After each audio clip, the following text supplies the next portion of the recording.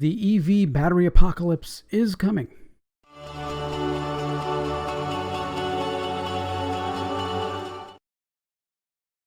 Hey everybody, this is Tom with Tom's Talk Show, and today we're talking about electric vehicles and what's going to be happening, probably in the next, I would say 5 or so years.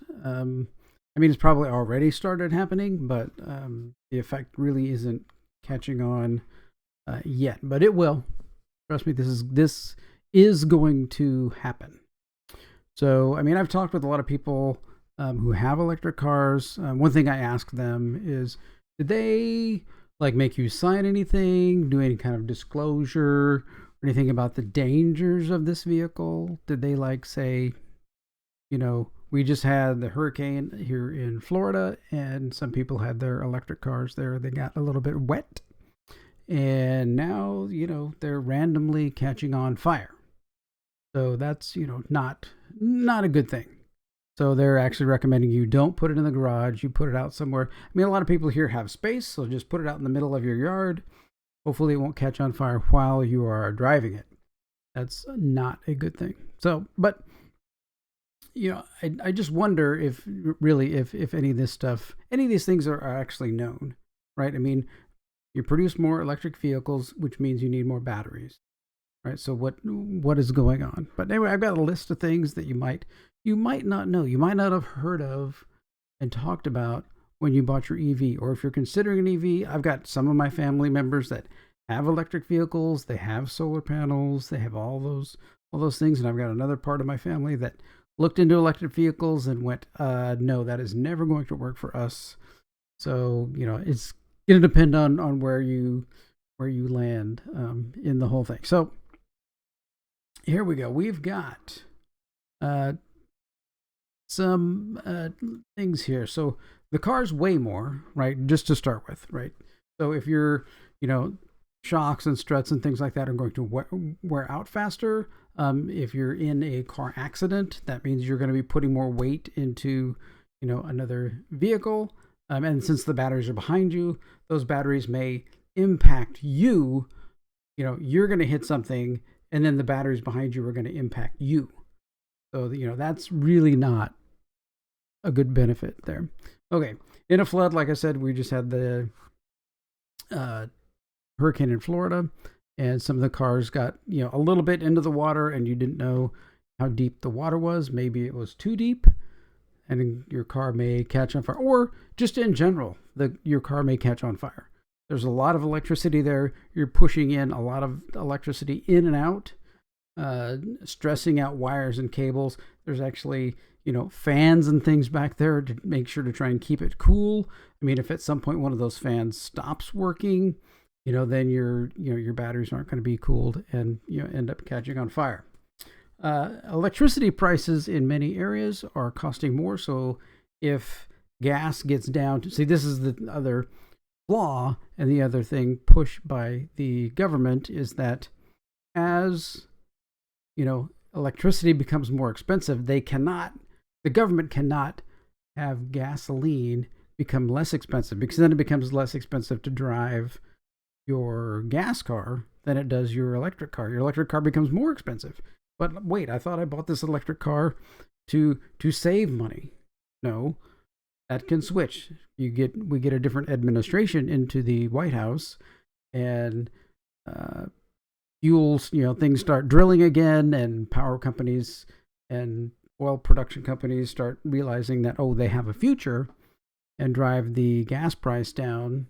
Then it's going to actually be cheaper to drive a very efficient gas-powered car than it is an electric car. Now, my F-150 will probably still be more expensive than an electric car to drive, but my F-150 is going to be around for a lot longer. Trust me. Okay, so your range will decrease over time. So as you continue, just like with any battery, as you drive it over time, it's going to exercise all that stuff in the battery, and your range is going to get less and less. You may not notice it right away, but it's very gradual. My F-150, I just redid. I did, change the belt. There's not much to do on it because it's a Ford Coyote engine, and I changed the spark plugs, changed the belts, I changed the oil regularly. There's really not a lot more, put some cleaner in for the fuel injectors. Not a lot more that you can do maintenance wise, right? To keep the thing going for 500,000 miles or so. So that's pretty cheap, and it's not really going to decrease that much over time. I'm sure at 500,000 miles, it's going to probably still get about the same, similar gas mileage. It's still going to run fairly the same if I keep and maintain it up, which I can do myself, right? Your range decreasing on your EV, you can't do anything about it until you get to the end of this video, parts of the end of this video, which are going to be problematic for you. Okay, so next, an accident can puncture the battery. Now, my wife was taking forensic classes, and they had the fire team come in, because that's often you have to know what things look like in a fire when things burn. And they were talking about electric vehicles in California, Los Angeles area. If you were in an electric vehicle and you're in an accident, nobody can help you. You have to have a special team come out, and that has special equipment, special, suits and everything to approach your vehicle. Your vehicle is, several hundred amps of power, right? If a fire truck comes and starts spraying water on that, and those batteries are broken, and it electrifies, the entire car and the ground, it's going to start killing people. So they have to wait for this other group to come in so that they can make sure that, that's not there. I don't know if they have like a special foam or something that's not electrically conductive to coat the batteries in the car right before you can get out. But if that truck is at another EV, that group is at another EV accident, you got to wait in the car. And if your batteries are punctured or the vehicle is upside down, which is when this typically happens, all the fluid and stuff starts running out of the batteries, then it's going to electrolyze the car. So it's going to be electrified. That's what I'm trying to say. Then if you touch anything, you are dead. Right? That's my thing. Do they tell you these things? If you get, sideswiped by a semi that crushes the side of the car and punctures the battery, they start running out, and now it's electrifying the hull of the vehicle. Do they tell you, don't touch anything, right? Do they tell you sit in your seat and, scrunch up like this so that you don't touch anything until the fire department can get there? Are they telling people this stuff? I don't think so. It's, not that you want to be in an accident like that, but, these things do happen.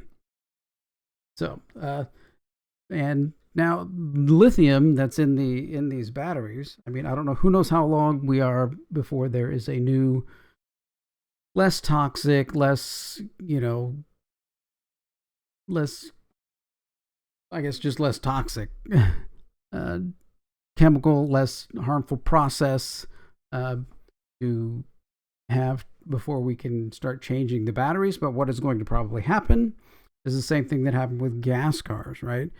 In the 80s, and I think early 80s, late 70s, early 80s, when, fuel prices were high, everybody couldn't get gas, all these things, people would create and build these little diesel engines that could get, 150 miles a gallon.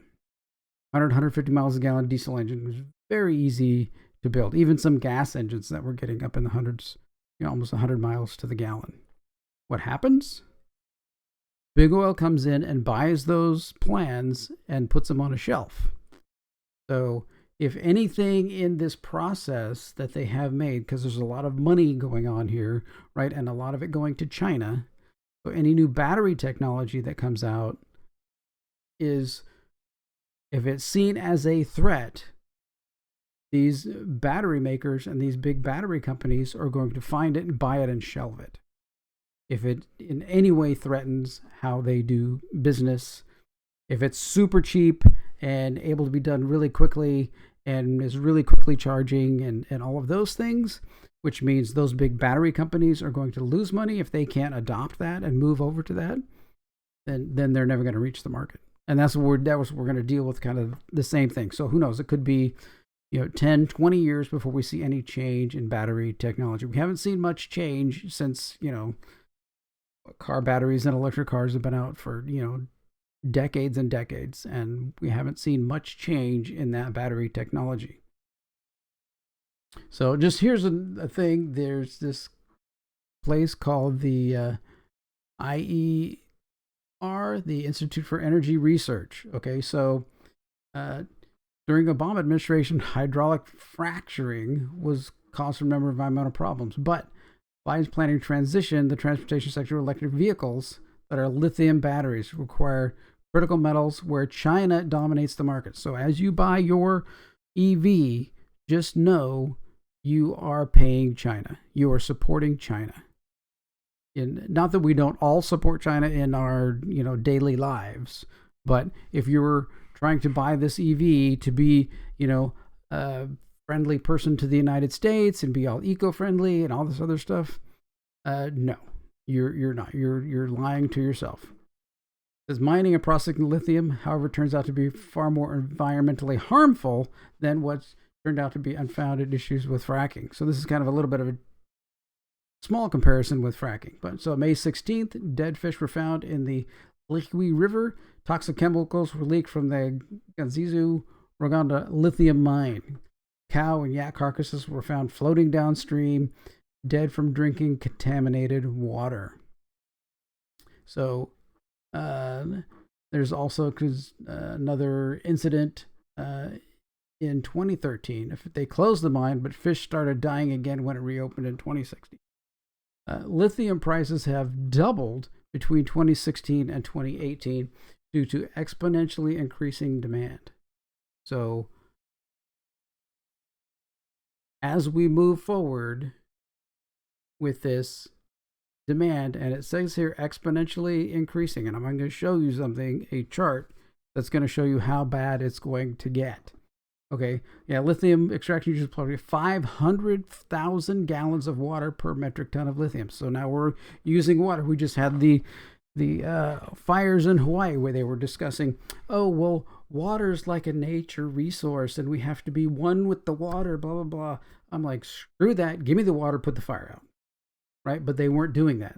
We have to, water's, is its own entity. It's its own religion over there. Well, how are they going to think about when they're doing lithium mining, dropping 500,000 gallons of water for every metric ton of lithium? So lithium extraction harms the soil and causes air contamination. So it's very, very toxic. Because lithium cathodes degrade over time, they cannot be placed in new batteries. So now we're taking the lithium that we put in these batteries. We can't just take them out, recondition them, and reuse them again. So I'm sure they're trying to figure that out, but right now we just, your lithium pile is going into and burning a hole basically in the crust of the earth. There was a point where 77,000 electric Chevy Bolts and several owners complained fires just started again. These cars catch on fire. That's not a very high percentage, but you don't want to be the one who gets the bad one, right?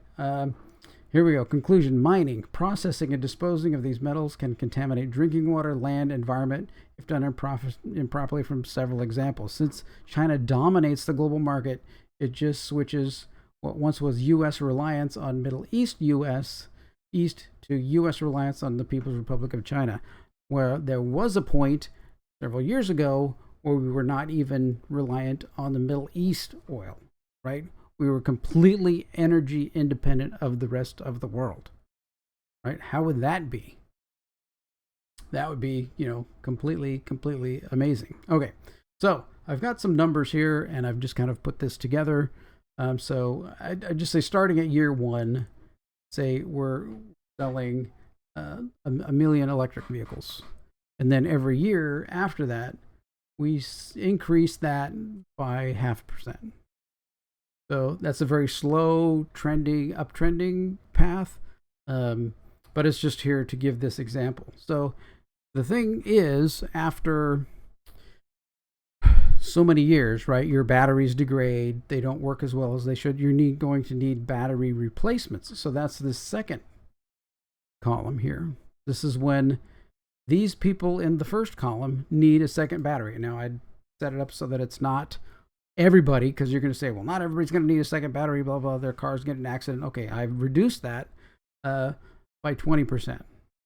So 80% of these cars are going to get new batteries at some. Then down here, there's a third year where only half of those 80%, so we're down to like 40% of those may get other batteries. It's a very small number in the chart.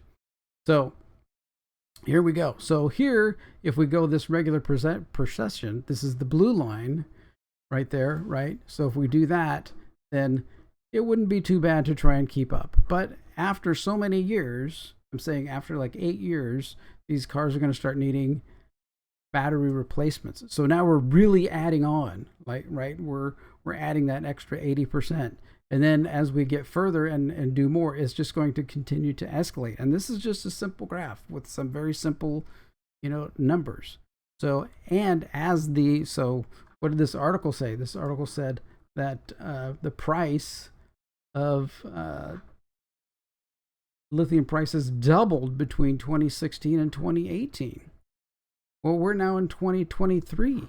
I'm sure that it has doubled and probably tripled, even quadrupled over again. So as you hit this 8 and 9 and 10 year mark, where the cars that were purchased 10 years ago are now needing new batteries, that price is going to even be higher. I had talked to people, and checked about, a new set of batteries for a Tesla right now is around $22,000 or so. So you just get done paying for the vehicle. You're just going to paying off this $60,000 vehicle, and it stops working, and you turn around and say, well, you got to pay finance another $22,000, and that won't stop. And once you get done paying off that $22,000, you're gonna, if you want to keep the vehicle for longer, you're gonna have to do it again. And if you want to keep it, for your whole, 30 years, not that people keep cars for 30 years, at the end of that 30 years, you're going to have to do it even again. And then lithium prices are going to be outrageous. That battery could be $70,000, $80,000 by that time. Plus the fact there's not going to be, probably not going to be enough lithium to keep doing this. There's going to be a shortage. And that shortage is going to be on a massive scale in the US. I mean, it's just, this push is just, it's unsustainable, right? Everything is here and in place to keep gas cars going, right? You get all the gas stations are there, everything's there. Fuel refineries were doing fine until the Biden administration decided to, start forcing them to shut down and artificially move everybody to electric vehicles. Now, I'm okay with people. I don't, you can buy an electric vehicle. That's fine. You need to know what those consequences are, right? I went out and I bought, when we moved, I needed a truck. So I went out and bought what's the most longest lasting engine with good pulling and towing power, that I can keep and be able to, keep it running and keep it going for, many years. And I ended up buying a 2014 F-150 Super Crew with the Coyote 5.0 liter engine. No turbos, no nothing. Because I know those things are rock solid. If I take care of it, it can last me 500,000 or even 1,000,000 miles, right? So are EVs going to be that way? No, they're not. You got to just, you have to decide that for yourself. But I want you to know going in, this chart here is coming. We've already had cars out there. You can find some people taking their Teslas and burning them to the ground because they don't have, they're not going to spend the second 22 grand in order to pay for batteries. It just becomes a big paperweight after that. So that's the other problem is the used car market, right? If you're going to buy, a used electric vehicle at some point, you're gonna have to deal with this. You're gonna go pay somebody 20 grand for this electric car that's 6-7 years old, and then 2 years later, boom, we need new batteries. And then the other worry, right, the other problem in the battery market is there's a ton of cells. So say there's 20 big cells in the battery. So people will, in order to provide cheap replacement batteries, they'll go and find the 3 cells that are dead and just replace the 3 cells and then sell it as a remanufactured battery. Well, you've still got 17 cells in there that are 10 years old and are going to die, right? So it's very hard, to understand, for people to understand how this works. So in order to do that, make sure your car still runs and is going to run for a long time. You have to go back and buy 100% fully new battery, right? Some of these reconditioned ones just are not going to work for very long because they've only replaced the bad cells in it. So there you go. That is the impending doom, the apocalypse for EVs. There's also the same apocalypse for people with solar panels. You buy the solar panels, get them on this payment plan of 10, 15 years or whatever. But the problem is, about 10 years in, they stop generating power. So the people who sold you the solar panels are more than happy to come and replace them and put you in another 15 to 20 year loan cycle. So it is a death spiral in all of this stuff with this supposed renewable energy. So time to rethink. Putting the gas in my truck is keeping it tuned up actually seems to be pretty good. What do you think? Do you have an EV? I'm not against you buying an EV. I'm only thinking that you should go in full well knowing what you're getting into. The dangers, the costs, everything. These are things that are not being put up front to you. So let me know if you've got an EV and how you're doing with it, whether you're ready for your $20,000 battery bill or not. Or me with my truck that I drive around. I'm getting close to 100,000, so it's not even broken in. There you go. All right. Thanks for watching. Take care.